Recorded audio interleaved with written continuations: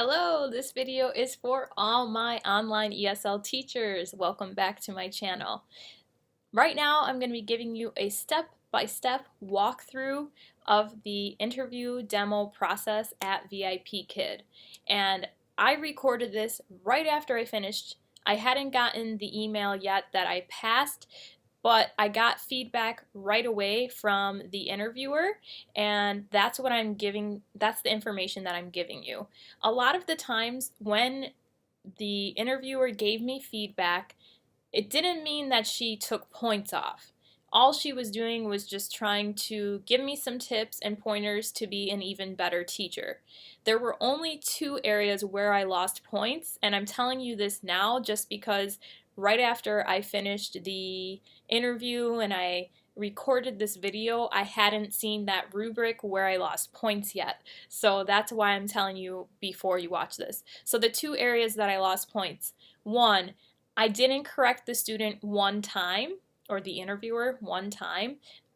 You're supposed to correct them 2 times, and one time I missed it. So I lost 3 points for that, and 3 out of 6 points is what you would get. So since I got it one time, I still got half of the points. Then the other area that I lost 3 points was for only finishing 80% of the lesson. However, they highly recommend that you don't worry about finishing the lesson. They want to see how you teach and how well you teach and how you dig into the materials. If you're rushing, you could end up losing points somewhere else. So I don't regret that one.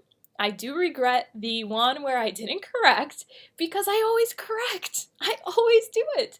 And so this is just a testament to the fact that nerves can play a role no matter how experienced you are. And sometimes those things just happen. But anyway, I am making this video for you because it was fresh in my memory. I think it's going to be really useful for you because this is direct feedback right after the interview from someone at headquarters, and I also write notes in there about what I did wrong, what I did right, and I just think it's going to be really useful for you. Also, I'm going to be making another video about how to get top pay at VIPKID before you do your interview, to how to prepare for it, and I would love to coach you if you're planning on applying. Just because I just finished the interview process November 2018, right now it's December 2018, so it depends on when you see this video, of course, but no matter what, I know I can help you through the process, because just because I missed those 2 areas, I know that I can help you prepare for everything else that you're going to need, and I can't wait to help you through it. So for now, take a look at my reaction and step by step, each slide, how to prepare for this demo. Okay, let's take a look. Overall, the positive feedback was good energy, smiling.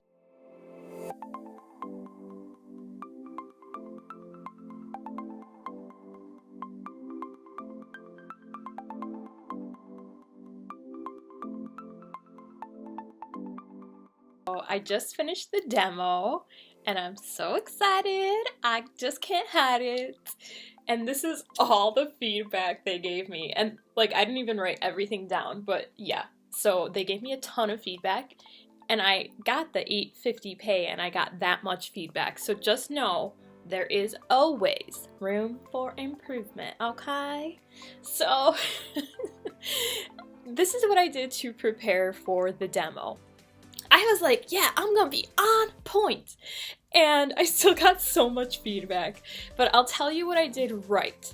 So having the teacher background, I think that already counts as something. Having your name, and also so they can see the, the rewards, okay? So those are some things that they're looking for. The other really important things that they're looking for are if you're using TPR. So they talk about instructional TPR and educational. I think that's the 2 that they call it. But basically instructional is when you're telling them circle, draw a line, and then you're also like cupping your ear to let them know you want them to speak. They want you to point to your mouth when you want the student to repeat you. cup your ear when you're ready to listen to them. So those things, make sure that you absolutely 100% do. And do it a lot, because I thought I was doing it a lot, and she told me that I could have done more. And then also have some props, like props on every single slide. I had everything laid out. I knew where everything was. I practiced 3 times. I probably could have practiced 4 or 5 times. But by the 3rd time, I really felt more confident. So I had all of my bananas were sitting on my chair here. And then I just, every time I was going to grab the banana, I also had my monkey next to me on the left side. And I would just say, monkey feels happy, and yum yum yum yum yum. And then they would get, or she would get the banana. And I tried to use specifically monkey feels happy because we're talking about feelings in the lesson, and you should try to use that vocabulary so the student can get used to it. So the first slide is the introduction. So you're going to introduce yourself, and she told me part of my feedback was introduce yourself, ask how old are you, and ask how are you. They say those 3 questions should always be asked in the introduction. The reason that I didn't do that was for 2 reasons. I didn't do it because of timing, and I also didn't do it because if it's a brand new student, to me personally, when I'm teaching, if I start asking too many questions, they might be confused. But since they're recommending that for the demo, maybe you want to incorporate that. When I introduce myself, so this is what I did. I'll just show the recording and insert it here. So here, watch my introduction. Hello, I am Teacher Nikki. Nice to meet you. How are you? Good. I am good. Very good. And then the next slide after that is the reward slide. So I tried to incorporate the reward slide by showing the student instead of explaining, when you do well, this is what you get. I just said, once the student said, my name is Joy, that was her name, my interviewer, she said, my name is Joy. I went right to the next slide and I said, monkey feels happy. And then all my bananas were on the chair, so then I grabbed the banana and monkey feels happy. Good job. And then I put the first banana there. So obviously the student knows when they do well, they're gonna get a banana. Instead of trying to say, when you do well, because come on, if they're 5 years old, they don't speak English, they're probably not gonna get that. So that was just my opinion on that. Everybody else explains it. Even in the VIPKID example, they have the teacher is saying, when you do good, you get, and then they put the reward. So after the reward, then you have to sing a song. And that was a recommendation. She wanted me to sing the song, and I didn't sing it. I don't know, I felt awkward. That made me a little bit nervous, but you know, you can decide if you're comfortable doing that. But just for the demo, I don't know. I was like, I just want to get through this part. But use a lot of TPR here, and make sure you're separating it. So just say, when I feel sad, and then have the student do it. I look like this, and then cup your ear and have the student do it. So I'll show you how I did that in this clip. When I feel angry,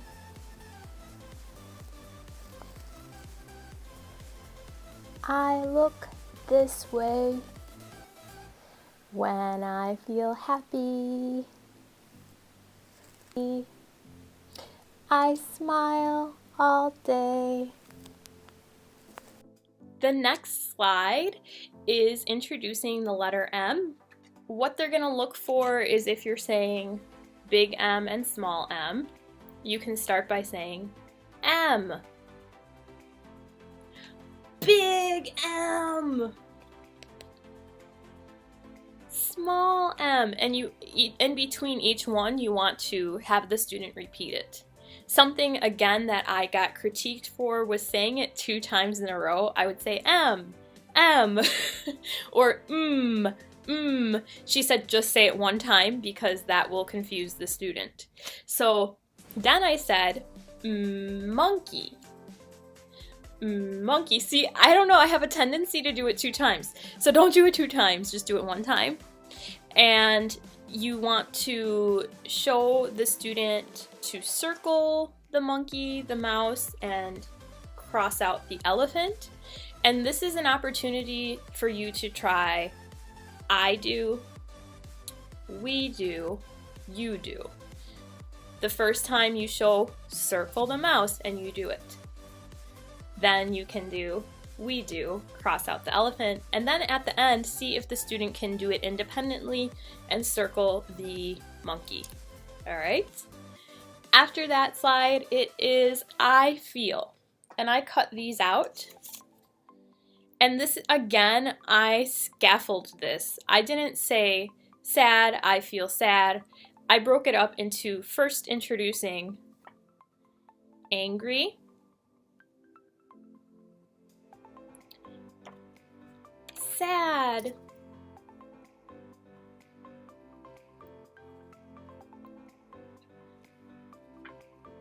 happy. Then I went into the sentences. Then I said feelings. Feelings. And I underlined the word feelings. And then I said the sentence. I have many feelings. Then we said the sentences together. I feel happy. So you can see that taking it step by step, that's really what the students need at that level. Unless, you know, you can test the student, you get to know your student and you see what they're capable of. If they are capable of doing the sentence right away, by all means go for it. But if the student is struggling, you know you got to break that up a lot more. You don't want to throw a sentence at a student without them knowing the basic words first. So that's why I would break it up. Okay. After the I feel, it's the conversational where you want the student to answer a question. So here I used my monkey and I used my mouse and they were conversing. Monkey, how do you feel? And I had it on. It's like, monkey, monkey, how do you feel? I feel angry. And then I asked the student, Joy, how do you feel? I feel angry. I feel angry. And then, Mouse, how do you feel? I feel happy. Joy, how do you feel? So try to get the student to do it. So that's kind of I do, we do, you do again. And then I didn't have time for the next slide, but the next slide was shooting or drawing a line to happy and angry. And she stopped us there. I don't think I lost points for that. I don't know.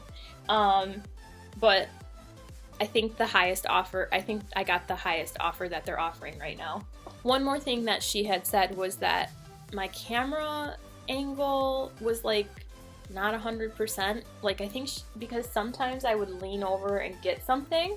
I think she was critiquing me on that. And she did say that I need a little bit better lighting, so I'm going to work on that. I have a lamp over there. I should have turned my lamp on. And overall, the positive feedback was good energy, smiling. She liked the background. She just wanted Teacher Nikki to be bigger. And then for audio and for my computer, just to make sure that I have good lighting, better audio, and to stay in the camera. Try to get the student to use this vocabulary, to extend that, and count these with the student. I was starting to do that, but then I was just worried about time. Like, some of the feedback that she gave me, I was like, how would I have fit all of that in?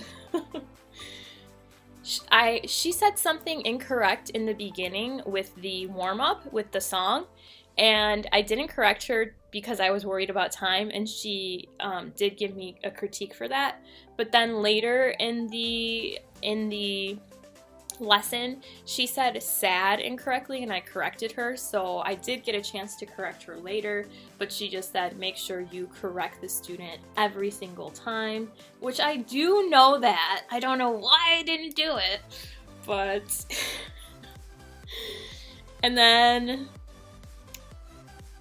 she just said if you could get the speaking up to 60%, but she said I did have a good balance of 50-50.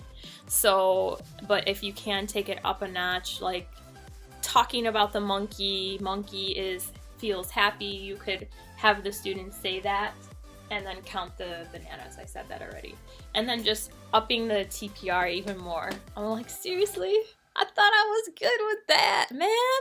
But it's all right. I understand where they're coming from, and I'm just really happy to be back at VIPKID.